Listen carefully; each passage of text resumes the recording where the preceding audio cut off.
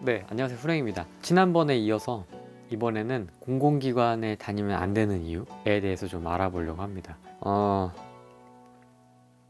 여러 가지 이유가 있는데요. 일단 첫 번째는 쳇바퀴처럼 돌아가는 일상이나 반복적으로 돌아가는 일이 싫은 사람들은 공공기관은 좀 비추천입니다. 왜냐면 거의 대부분의 일이 루틴한 일상의 장점이 될 수도 있지만 또 어떤 분들한테는 그게 되게 단점이 될 수가 있습니다. 그래서 한 1년 차까지는 뭐 모르고 일 배우면서 뭐 이런저런 일 하다 보면 금방 시간이 지나버리기 때문에 뭐 그런 걸 생각할 겨를도 없지만 2년 차부터는 했던 일이 또 반복되는 경우가 많기 때문에 2년 차, 3년 차 이렇게 해가 넘어가면 넘어갈수록 좀 약간 일이 지루해지고요. 2, 3년 차에 한 번씩 이렇게 부서를 옮긴다 하더라도 뭔가 반복되는 업무들이 굉장히 많이 생깁니다. 그러다 보면 한 4년차, 5년차 그렇게 연차가 조금씩 쌓이면 쌓일수록 지겨운 일을 못 견뎌 하시는 분들은 좀 많이 힘들어 하시는 것 같더라고요. 물론 저도 그 중에 한 명이었습니다. 그 다음에 두 번째는 돈이요. 돈. 공공기관이다 보니까 공무원도 마찬가지죠. 사실 공무원에서 큰 부자 되긴 사실 그렇게 쉽진 않죠. 뭐 열심히 재테크를 하거나 투자를 성공하지 않는 이상은 그 월급 모아가지고 그것만으로는 부자가 되긴 사실 쉽진 않죠. 공공기관도 마찬가지입니다. 공무원보다는 좀 월급이 많은 것 같아요. 그것도 사실 이유가 있는데 연금이었기 때문이죠. 공무원은 공무원 연금이라는 게 있기 때문에 국민연금보다는 조금 더 많이 받을 수가 있죠. 물론 이제 그거마저도 지금은 계속 줄어들고 있는 추세긴 하지만 어쨌든 공공기관에 있는 분들은 민간인이기 때문에 공무원 연금을 받을 수가 없습니다. 그래서 민간인 신분이라서 노후에 연금을 받을 수 있는 것도 아니고 그 순전히 월급만 가지고 돈을 모아야 하기 때문에 나는 정말 떼돈을 벌고 싶다 하시는 분들은 취업보다는 사업을 하는 게 맞다라고 저는 생각을 합니다. 대부분의 연봉이 거의 뭐 이것도 공공기관의 수준에 따라 다릅니다. 소위 말하는 메이저 공사, 공단 이런 데는 좀 급여나 처우가 좀 좋은 편이고요. 복지제도나 뭐 복지 포인트라든지 이런 것들이 좀 있고요. 그렇지 않은 공공기관도 굉장히 많습니다. 어떤 재단이나 협회나 이런 데도 굉장히 많기 때문에 뭐 공공기관이면 무조건 다 복지가 좋고 연봉이 빵빵하고 이런 건 아닙니다. 그런 건 조금 유의를 해서 원하는 기업이나 원하는 회사를 고를 때 좀 참고를 하셔야 될 것 같고요. 공공기관의 또 하나의 특징은 관리와 감독이 굉장히 많습니다. 되게 촘촘합니다. 공공기관은 그 비중은 다르지만 예산을 정부에서 받아서 집행을 하는 경우가 많습니다. 물론 이제 대부분의 경우를 자기네들이 자체 사업을 운영을 해서 수입을 얻어서 충당하는 경우도 있지만 많은 기관들이 정부에서 그 한 해 예산의 상당 부분을 받아서 쓰고 있습니다. 그러다 보니까 예산을 받아서 쓴다는 얘기는 그 사람들의 관리 감독을 받아야 된다는 이야기고요. 그 얘기는 그 사람들이 정해놓은 룰에 따라서 돈을 써야 하고 어떤 일을 추진을 해야 된다는 뜻이기도 합니다.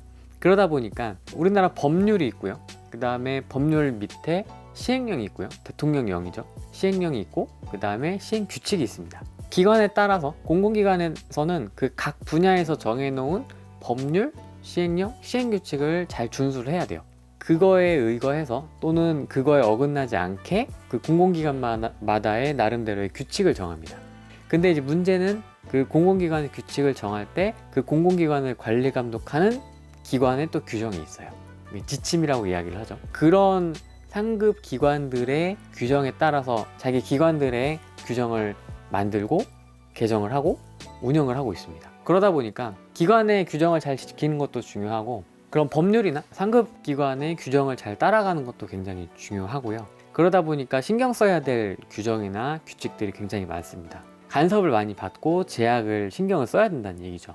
그리고 또 한 가지는 그렇게 예산이 잘 집행이 되고 있는지 규정을 잘 지키고 있는지 외부에서 감사를 하는 경우가 아주 많습니다. 자체적으로는 이제 뭐 정기적으로 감사팀에서 감사를 하는 경우도 있지만 그 외에 감사를 하는 경우도 굉장히 많습니다. 어떤 사건이나 이슈가 터졌을 때 예를 들어서 뭐 문화체육관광부에서 어떤 안 좋은 사건이 터졌다, 뭐 교육부에서 안 좋은 사건이 터졌다 했을 때 그와 관련된 공공기관에 감사를 가서 조사를 합니다. 근데 그게 또 관리 감독하는 기관뿐만 아니라 국정감사도 있죠. 감사원 감사도 있습니다. 제일 무서운 공공기관들이 굉장히 민감하게 생각하고 가장 무섭게 생각하는 감사원 감사. 이 감사원 감사는 정말 까다롭습니다. 다른 기관들은 어떤지 모르겠는데 뭐 거의 다 요구를 합니다. 자료를. 그래서 거의 뭐 나왔다 하면 뭐 먼지 한 톨이라도 다 탈탈 털어가기 때문에 좋은 얘기를 듣기는 쉽지 않아요. 이런 상급부대, 그다음에 국회에서도 뭐라고 하고, 그다음에 감사원에서도 적절하게 잘 일을 하고 있는 건지,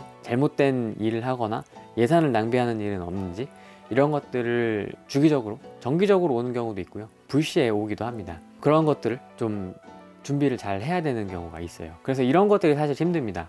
일을 하는 게, 그러니까 나한테 주어진 업무가 있는데 이 외에도 갑작스럽게 찾아오는 이제 감사와 관련된 준비들, 그런 것들이 또 있어서 그런 게 좀 힘들 수도 있어요. 네, 그게 굉장히 많습니다. 한국전력도 그렇고요. 수시로 감사를 받죠. 네, 뭐 블랙아웃이 터졌다 하면 바로 한국전력 조사 들어가고요. 그런 경우가 많습니다. 그래서 그런 게 좀 힘들 수도 있습니다. 그 다음에 또 한 가지는요, 되게 많네요. 또 한 가지는 일을 열심히 하는 것과 연봉은 다를 수 있다는 겁니다. 연봉 상승이죠. 연차가 많으신 분들이 좀 그런 경우가 많이 있는데, 공공기관은 아무래도 신분 보장이 잘 되다 보니까, 사기업보다는 잘 되죠. 그러다 보니까 연차가 있으신 분들이 대체로 그런 것 같아요. 모두 그런 건 아니지만 일을 잘 안 합니다. 왜냐면 반복되는 일을 하다 보니까 매너리즘에 빠지고, 매너리즘에 빠지다 보니까 별로 그렇게 재밌는 게 없는 겁니다. 하던 일만 하는 거고, 새로운 일을 하려고 하지 않습니다. 대부분이 그냥 하던 거 계속, 복지부동이라고 이야기를 하죠. 그냥 바짝 엎드려서 걸리지 않게끔만 잘 하면 된다, 약간 이런 생각들을 하시는 분들이 많아서, 어떤 새로운 일이나 제도 개선을 할 때 어린 친구들, 나보다 이제 하급자나 연차가 밑에 있는, 연차가 짧은 친구들한테 미루는 경우도 종종 있고요. 열심히 하려고 하지를 않습니다. 반면 연차가 작은 분들, 이제 막 들어오신 분들이나 좀 뭔가 열정을 가지고 해보려고 하는 분들 같은 경우는 되게 열심히 일합니다. 열정적으로. 힘들게 들어온 만큼 되게 열심히 일을 하시는데 그것만큼 보상이나 대가가 주어지진 않아요. 대부분이. 그래서 이제 그 평정에 대한 불평과 불만이 쌓이는 거고, 인사와 승진에 불만이 쌓이는 건데, 대부분이 이제 열심히 일한 만큼 월급을 받기를 원합니다. 하지만 직장 생활이라는 게, 사기업도 마찬가지겠지만 라인 타기, 줄서기가 있고요. 상급자, 어떤 상급자와 내가 친하냐에 따라서, 그 다음에 일을 또 얼마나 열심히 하느냐, 또 그 사람의 운이 또 필요합니다. 그때 당시, 승진할 당시나 인사발령 당시의 상황, 이런 것들도 종합적으로 고려돼야 하기 때문에, 일을 무조건 열심히 한다고 해서 연봉을 많이 받고 더 승진을 빨리 하고, 절대 이런 거는 아닙니다. 사기업은 그래도 일을 열심히 하면 좀 많이 알아주는 것 같아요. 물론 거기도 절대적으로 라인의 역할, 이런 것들이 중요하긴 하지만, 공공기관 같은 경우는 유독 심합니다. 거의 대부분이 그런 것 같아요. 뭔가 나는 일한 만큼 제대로 보상을 받고 싶다라는 생각을 하시면 공공기관보다는 사기업을 저는 추천을 드리고 싶습니다. 네, 이렇게 공공기관의 단점에 대해서 오늘은 알아봤는데요. 앞선 영상에서 제가 알려드렸던 것처럼 공공기관의 장점도 충분히 있고요, 단점도 충분히 있습니다. 그렇기 때문에 자기 성격과 좀 맞는 공공기관을 찾는 게 중요한 것 같아요. 어떤 공공기관이라고 무조건 다 좋은 것도 아니고요, 무조건 다 나쁜 것도 아닙니다. 사기업보다 더 못한 복지나 처우를 가지고 있는 공공기관도 많고요. 또 반대로 사기업보다 훨씬 더 좋은 환경에서 일할 수 있는 기관도 물론 있습니다. 그렇기 때문에 자기가 어디에서 좀 내 역량을 잘 발휘할 수 있는지, 이런 것들도 좀 생각을 해볼 필요가 있고요. 첫 번째로는 내가 과연 공공기관이 맞을까 안 맞을까를 생각을 좀 해보셨으면 좋겠습니다. 주변에 공공기관에 다니고 계시는 분들이 많이 있으시잖아요. 그런 분들한테 거기는 환경이 어떤지, 어떻게 일을 하고 있는지, 이런 것들도 좀 한번 물어보시면서 공공기관을 갈지 사기업을 갈지 고민을 좀 해보셨으면 좋겠고요. 그 다음에 두 번째로는, 그럼 내가 어떤 공공기관에 갈 건가, 공공기관에 가고 싶다라고 결정을 하셨다면, 그러면 300개가 넘는 그 공공기관들이 있습니다. 세부적으로 나가면 준정부기관, 기타 공공기관, 이렇게 여러 가지가 있는데, 그럼 내가 그 중에서 내가 갈 수 있는 경제나 금융, 이쪽이 좀 관심이 있으신 분들은 금융과 관련된 공기업이 있을 거고, 사회복지와 관련된 쪽도 있을 거고, 연금과 관련된 쪽도 있을 거고, 다 이렇게 분야가 나눠져 있습니다. 그래서 내가 어떤 공공기관에 가면 좀 내가 내 역량을 더 100% 발휘해서 일을 할 수 있는지, 이런 것들도 좀 생각을 해보셨으면 좋겠고요. 그 다음에 공공기관에 들어가셔도 좀 다를 수 있습니다. 내가 생각했던 것과는 좀 다른 분위기, 또는 다른 환경, 또는 내가 이런 일을 하려고 여기 들어온 게 아닌데 라는 생각을 처음에 하실 수도 있습니다. 이거는 어떤 직장을 가든지 간에 똑같은 것 같아요.